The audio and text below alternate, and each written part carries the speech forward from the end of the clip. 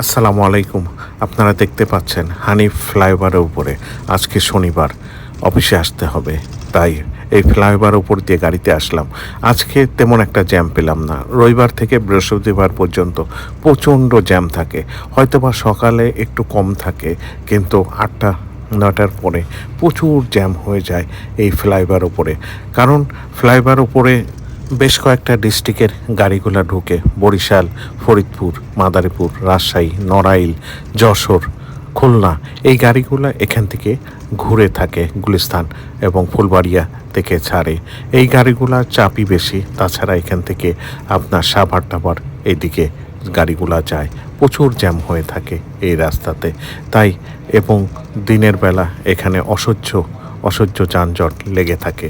আজকে অফিসে আসতে হবে, তাই সকাল সকাল উপর দিয়ে আসলাম। ভালো লাগছে, রাস্তা নীরব, অনেকটা নীরব, অন্য দিনের থেকে অনেক নীরব। ভালো লাগছে, কিন্তু আসতে তো ভালো লাগছে না। ছুটির দিনে অফিস করা এটা নিজের কাছেও অনেক খারাপ লাগছে, তারপরও আসতে হবে। রোটেশন বাই ডিউটি, প্রচুর কাজ জমে গেছে। গত সপ্তাহে আসি নাই, এই সপ্তাহে আসতে হচ্ছে, এবং এইভাবে হয়তোবা সামনের সপ্তাহে আমাকে আসতে হবে না, অন্য কাউকে আসতে হবে। এইভাবে চলবে যতদিন